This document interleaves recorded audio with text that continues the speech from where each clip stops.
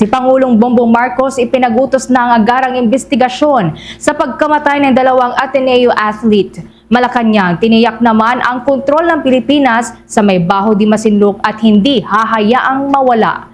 Kaugnay niyan, may nakalapang report si Bombo Annali Soberano.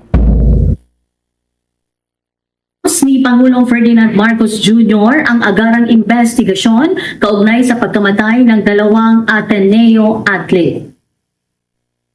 Ayon kay Palace Press Officer Undersecretary Claire Castro, nagpaabot ng pakikiraman ang Pangulo sa pamilya ng mga biktima.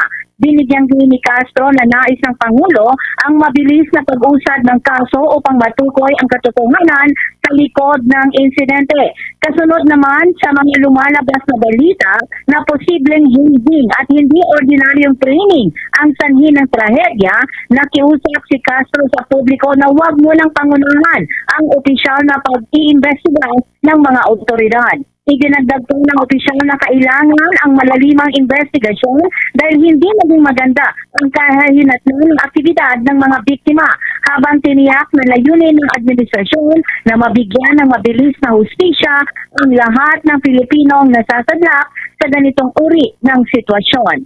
Pakinggan natin si Palace Press Officer Undersecretary Claire Castro.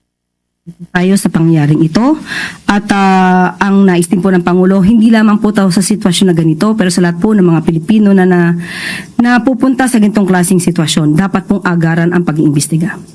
Kailangan po talaga ng agaran pag-iimbestiga dito dahil hindi po naging maganda ang naging resulta ng sinasabing training. Of course, hindi po natin kailangan i-preempt or mag-prejudge dito. So kailangan po talaga ng agarang investiga.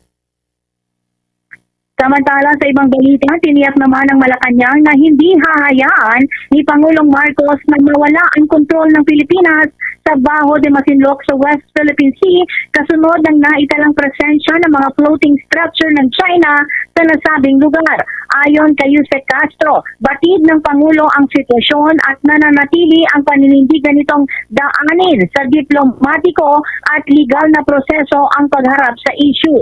Kinumpirma ni Castro na formal na ngang naghain ng diplomatic protest ang Department of Foreign Affairs laban sa inilagay na floating movable platform ng China sa nasabing shoal.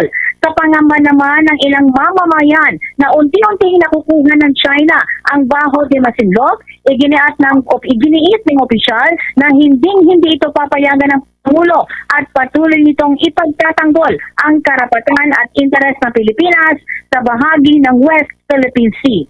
Pakinggan natin si Palace Press Officer Undersecretary Claire Castro sa pagtatanong ng Bombo Radio. Sabi po na lamang natin ay alam po ng Pangulo ang nangyayari at nanatili pong malinaw ang kanyang paninindigan na unahin ang paggamit ng diplomatiko at legal na hakbang sa pagharap ng itong klaseng sitwasyon.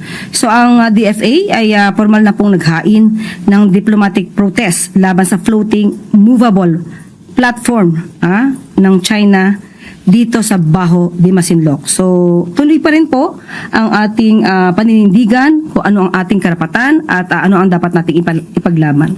Ang follow-up, ano po ang mensahe ng Pangulo sa mga Pilipinong nangangamba po na unti-unti na raw pong nawawala ang kontrol ng bansa sa Baho de Masinloc? Hindi po hahayaan ng Pangulo na mangyari po yan. Alam po natin ano ang totoong stance ng Pangulo pagdating sa interes ng mga Pilipino at interes din natin dito sa ating West Philippine Sea. Mula dito sa Palasyo ng Malacanang, Bombo Annali Montaño Soberano nag-uulat.